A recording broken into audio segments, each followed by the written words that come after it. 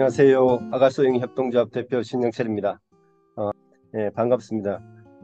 오늘 무의당 장일순 선생님을 소개해달라는 부탁을 5분 안에 소개해달라는 부탁을 받았고요. 그래서 짧게 한 사람을 소개한다는 것이 얼마나 힘든 일일까 고민하면서 일단 소개를 한번 해보도록 하겠습니다. 사실 아가소형 협동조합이 살아가는 데 있어서 사람을 대하거나 우리가 물건을 만들거나 할 때 가장 철학적 배경, 사상적 배경이 되는 사람이 바로 무의당 장일순 선생입니다. 무의당 장일순 선생님은 원주에서 생활하셨던 분이고요. 제가 첫 번째 화면의 사진이 묘지에 올라가는 묘지석 사진입니다. 묘지석 사진은 제가 직접 찍은 사진이고요.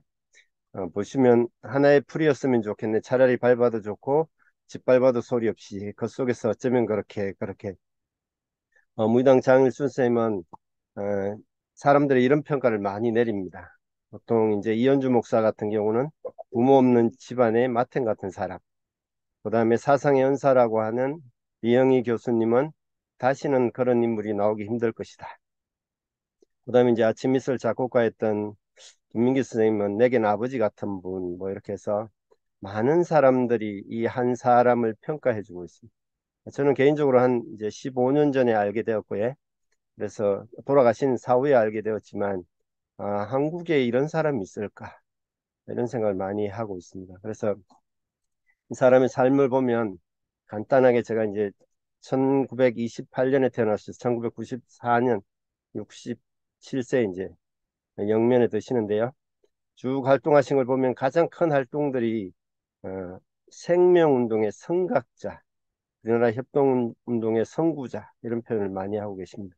구체적인 내용들은 나중에 한번 기회가 되시면 한번 접해보시면 좋겠고 무인왕 선생님이 일화 중에 아주 재밌는 일화를 한 개 제가 가지고 왔습니다. 이 일화는 어느 소매치기 당한 여인이 무인왕 선생님을 찾아와서 좀 도와달라고 부탁을 합니다. 그래서 무인왕 선생님이 사람들이 가장 많이 모이는 원주역에 가서 3일 동안 축치고 앉아 있습니다. 그래서 이제 소매치기가 누구였는지를 찾아냅니다.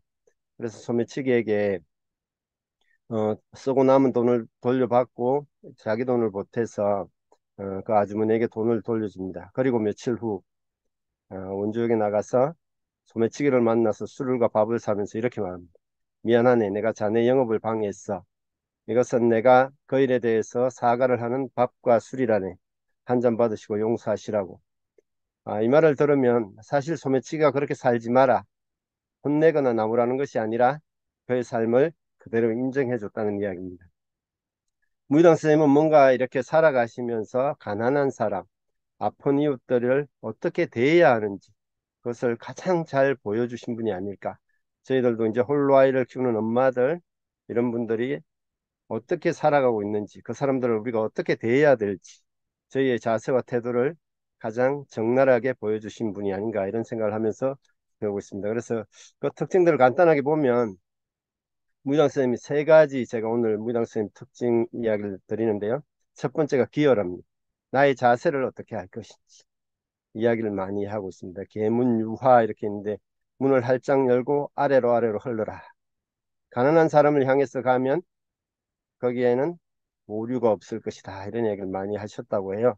그래서 너부터 사람을 대할 때 기면 바닥에 바짝 엎드려서 기면 가장 좋은 삶의 자세가 아닐까 하는 이야기를 하셨다 그러고요. 두 번째는 모셔랍니다. 상대가 있어야 모시는 겁니다. 그래서 이제 모심 사상의 우리나라 최고의 모심의 스승이라고 하는 해월 최시영 선생님을 자기의 스승으로 두고 이렇게 이야기를 합니다. 어, 상대가 있을 때 무조건 모시는 것. 그것이 사람일 수도 있고 자연일 수도 있고 일을 할 때 함께하라 이런 이야기를 많이 합니다. 같이 살려고 지도를 하라 이런 이야기를 해주시는데요. 저는 이제 무의당 선생님을 보면서 자연에 대한 생각들을 많이 바꾸게 되었고요. 사실은 대부분 사람과 사람의 문제, 우리가 통합 생태에 대한 얘기를 많이 하고 있지만 자연에 대해서, 사람에 대해서, 사회에 대해서 다시 한번 들여다보는 계기가 되었습니다. 뭐니 뭐니 해도 무의당 선생님이 가장 큰 업적 중에 하나는 한살림 선언을 이건 혼자 쓰신 건 아니고요. 수많은 그때 시대의 스승들이 모여서 같이 공부한 내용들입니다. 세계에서 가장 유명한 선언이 공산당 선언이라는 이야기를 하는데 그 선언보다 장수는 한 장이 더 많다고 합니다. 일부러 그랬다는 이야기도 있고요. 그래서 한살림 선언에 대한 이야기를 보면 제가 간단하게 7가지 태제들을 이야기해놨는데 한번 보시면 기회가 되시면 한번 읽어보시면 큰 도움이 될 것 같습니다. 우리가 지금의 시대에도 30년이 흐른 지금의 시대에도 어, 한살림 선언이 주는 생명의 문제, 우리가 사업을 할 때 아니면 우리가 살아갈 때 생명의 잣대를 어떻게 두어야 될지를 잘 보여주고 있습니다. 혹시나 제가 이야기 짧게 하다 보니까 이제 혹시나 도움이 될까 해서 무당 선생님을 이해할 수 있는 책들을 이렇게 간단하게 세 권의 책을 소개하고 있습니다. 좁쌀 하나리라는 책은 무당 선생님이 있었던 에피소드에 대한 이야기. 두 번째 나락 하늘 속의 우주는 무당 선생님의 강연 자료집입니다.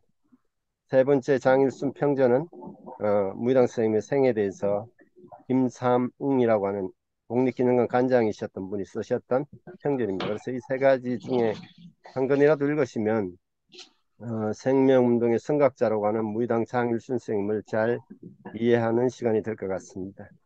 짧게나마 이렇게 소개를 대신합니다. 감사합니다.